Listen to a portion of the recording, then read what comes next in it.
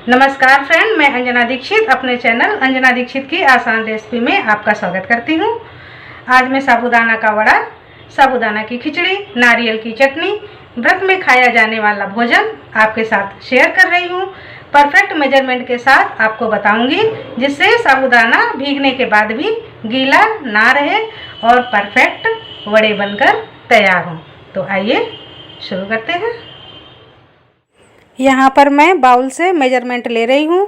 तो ये एक बाउल करीब 200 ग्राम साबूदाना है और इसको मैंने एक बाउल में भर लिया है। तो ये कटोरी का मेजरमेंट है। अभी मैं साबूदानों को साफ़ कर रही हूँ। तो एक पानी से मैंने अभी इसको अच्छी तरह से साफ़ कर दिया है। हिलाकर साफ़ कर दें और जो कुछ भी डस्ट होगी वो निकल जाएगी। इसको छन्नी कर लें। एक पानी से मैंने धो लिया है। अब दूसरा पानी डालती हूँ।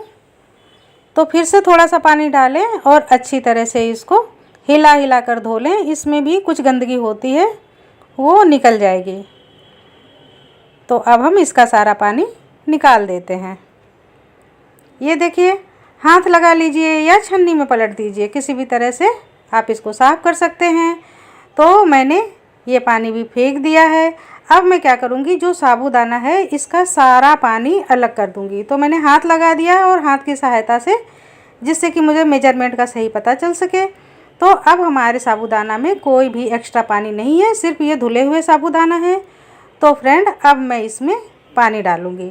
तो हमें इसको भिगोने के लिए पानी डालना है। तो जिस बाउल में हमने साबूदाना लिया था उसी बाउल को भर के पानी डालना है, लेकिन उसमें से कुछ पानी हमें बचा लेना है, करीब 20वां हिस्सा। यानी कि बाउल में मैं थोड़ा सा पानी बचा लेती हूँ। और अब इसको पूरी तरह से ढकना नहीं है, इसलिए मैं इसमें छन्नी रख रही हूँ। ये भी ध्यान देने वाली बात है। तो इसको रात भर के लिए भिगोकर छोड़ देना है। भिगोने का काम मैंने रात में कर लिया था। सुबह में देखिए ये कितने खिले खिले हो गए हैं। बिल्कुल भी एक्स्ट्रा पानी नहीं है। हथेली में बिल्कुल भी पानी चिपक नहीं रहा है। इसलिए हमें ये ध्यान रखना है कि जितने साबूदाना है उससे थोड़ा कम पानी में हमें इनको भिगोना है। तो चलिए अब हम तैयारी शुरू करते हैं। सबसे पहले मैं मूंगफली के दाने लेती हूँ और इनको ड्राई रोस्ट कर लेती हूँ। धीमी धीमी आँच में 5 से 6 मिनट लगेंगे और ये पूरी तरह से ड्राई रोस्ट हो जाएंगे। तो ये देखिए, इनका कलर चेंज हो गया है, ये ड्राई रोस्ट हो गए हैं। अब मैं इनको निकाल लेती हूँ और थोड़ी देर ठंडा करती हूँ। उसके बाद इनके छिलके निकालती हूँ। तो अब हथेलियों की सहायता से रगड़ के इसका एक्स्ट्रा छिलका जो है वो निकाल दें। इसको ऐसे भी पीस सकते हैं, ज़रूरी नहीं है कि छिलका निकालें, लेकिन निकाल देने से थोड़ा कलर अच्छा आता है। तो यहाँ पर मैंने नारियल की चटनी और साबूदाना की खिचड़ी के लिए कुछ मूंगफलियाँ निकालकर अलग रख ली हैं और बची हुई को मैं पीस लेती हूँ। इसको हमें वड़े के मसाले में मिलाना है। रोस्टेड मूंगफली का दरदरा पाउडर तैयार है। तो अब वड़ा की तैयारी कर लेते हैं। तो यहाँ पर मैं भीगा हुआ 2 कटोरी साबूदाना ले रही हूँ। ये देखिए, ये 2 कटोरी साबूदाना है और अब मैं इसमें आलू मिक्स करूँगी। तो 1 कटोरी साबूदाना के हिसाब से 1 मीडियम साइज़ का आलू परफेक्ट रहता है। तो यहाँ पर मैंने 2 कटोरी साबूदाना लिया है, उस हिसाब से मैं 2 आलू को ग्रेट करूँगी। ये उबले हुए आलू हैं और इनको हमें कद्दूकस कर लेना है। ध्यान रखें आलूओं को कि ये एक्स्ट्रा ना उबले। इनमें अगर पानी समा गया तो साबूदाना थोड़ा गीला हो जाएगा। तो अब मैं इसमें 1 इंच अदरक के टुकड़े को कद्दूकस कर लेती हूँ और अब मैं इसमें थोड़ा सा नारियल भी कद्दूकस कर रही हूँ। ये अपनी पसंद के हिसाब से है, कम या ज़्यादा, या आप नहीं पसंद करते हैं तो स्किप भी कर सकते हैं। तो थोड़ा सा नारियल हमने कद्दूकस कर लिया, करीब 4-5 इंच। अब मैं इसमें मिर्च के बारीक बारीक टुकड़े काट करके डाल देती हूँ। हरी धनिया डाल देते हैं और अब स्वाद के अनुसार कुटी हुई काली मिर्च का पाउडर भी ऐड कर देते हैं। ये करीब आधा चम्मच है और 1 छोटा चम्मच नींबू का रस भी डाल देते हैं। और अब मैं इसमें मिला रही हूँ भुने हुए मूंगफली का जो मैंने पाउडर बना कर रखा था। तो इस पाउडर को भी ऐड कर देती हूँ और टेस्ट के अनुसार नमक भी डाल देती हूँ। साबूदाना में सारे मसाले पड़ गए हैं। अब हमें इसको मिक्स करना है। तो हमें पानी बिल्कुल भी नहीं डालना है और ये आलू के ही मॉइस्चर से बहुत अच्छा आटे की तरह बनकर तैयार हो जाएगा। तो इसको मसल मसल कर हाथों की सहायता से एक अच्छी पीठी बनाकर तैयार कर लें। जैसे कि हम आटा लगाते हैं इसी तरह से ये भी बनकर तैयार हो जाएगा। साबूदाना वड़ा का डो बनकर तैयार हो गया है। इसको रेस्ट करने की कोई ज़रूरत नहीं होती है, लेकिन मैं अभी इसलिए ढक के रख रही हूँ कि अब हमें अगली तैयारी करनी है। तो वड़ा तलने से पहले मैं चटनी तैयार कर लेती हूँ। तो ये थोड़ा सा नारियल है, करीब 4-5 इंच का टुकड़ा है। इसके बारीक बारीक टुकड़े कर लिए, मिक्सर में डाल दिया और 2 हरी मिर्च मैं डाल रही हूँ। बहुत ज़्यादा तीखी चटनी नहीं बना रही हूँ। और अब मैं इसमें कटा हुआ साफ धुला हुआ हरा धनिया काट के रखा था, इसको भी डाल देती हूँ। और थोड़ा सा जीरा डाल देती हूँ, खड़ा जीरा भी अच्छा लगता है। अब मैं इसमें डाल रही हूँ स्वाद के अनुसार नमक। तो ये सेंधा नमक है और थोड़ा सा नींबू का रस, इससे स्वाद बहुत अच्छा आएगा।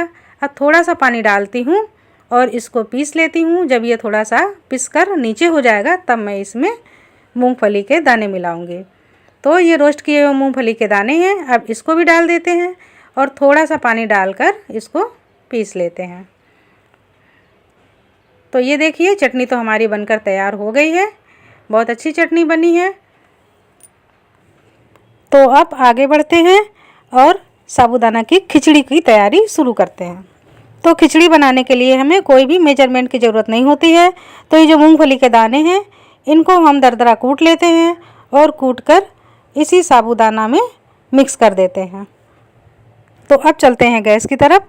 कढ़ाई हमने चढ़ा दी है, इसमें हम 1 टेबल स्पून भरकर घी डाल रहे हैं।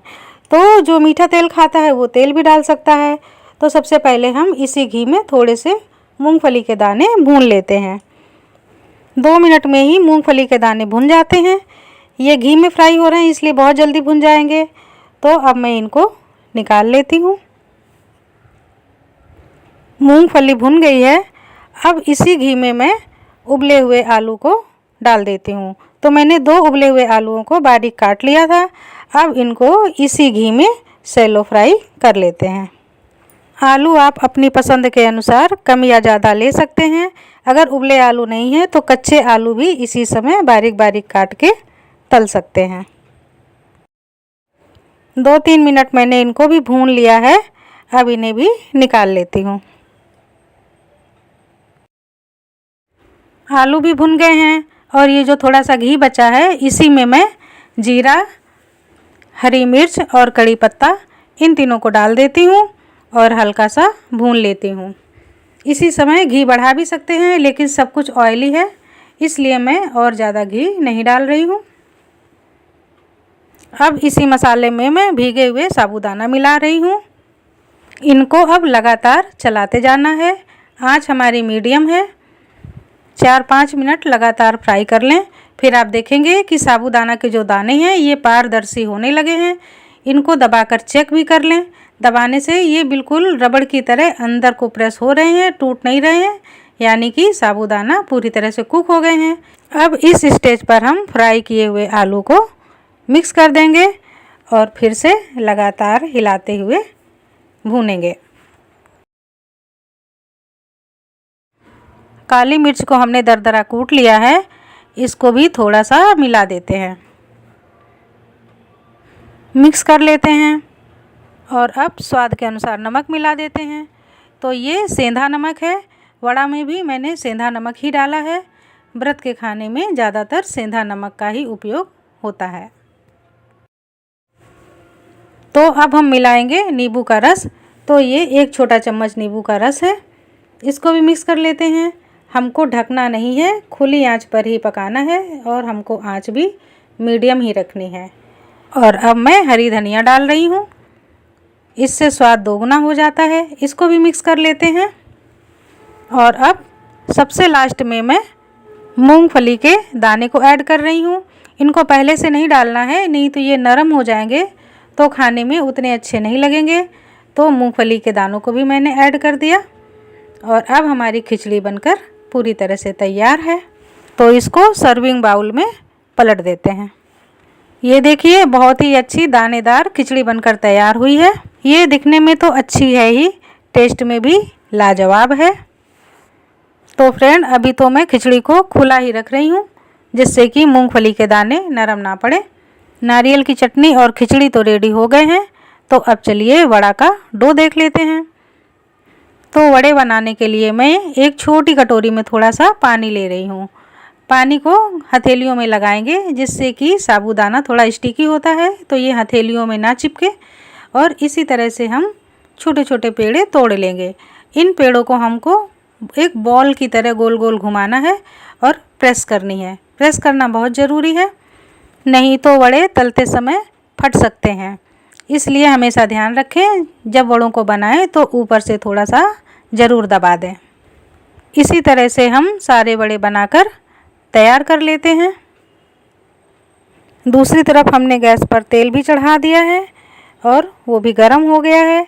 तो अब चलते हैं और वड़े तलना शुरू करते हैं।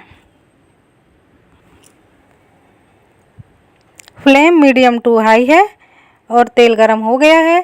तो अब हम वड़े डालते हैं। एक साथ हमें बहुत ज़्यादा वड़े नहीं डालने हैं, नहीं तो तेल का टेम्परेचर कम हो जाएगा। इसके लिए मैं अभी सिर्फ 4 वड़े ही डाल रही हूँ। तलने में थोड़ा वक्त लगता है और ये तलते समय एक दूसरे से चिपक भी जाते हैं, तो इनको अलग करने की जल्दबाजी ना करें।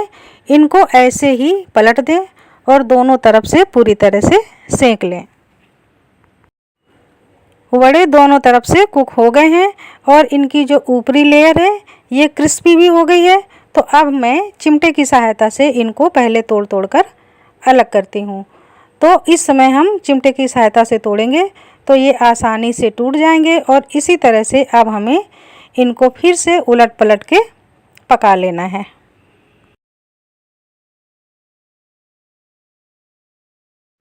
अब वड़े पूरी तरह से रेडी हैं। इनको स्लो आंच में नहीं रखते हैं, नहीं तो ये फट भी सकते हैं।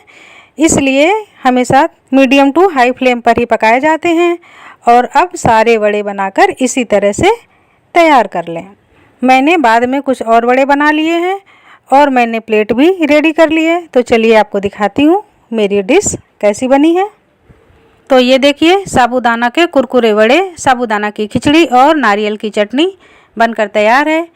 एक वड़ा मैं आपको तोड़कर भी दिखा देती हूँ। ये अंदर पूरी तरह से पक गया है और इसमें कितना सारा गैप आया है। ये देखिए, एकदम स्मूथ वड़ा बनकर तैयार हुआ है। तो फ्रेंड, आप भी इस रेसिपी को ज़रूर बनाएं और मुझे कमेंट बॉक्स में लिखकर बताएं कि कैसी बनी है। धन्यवाद।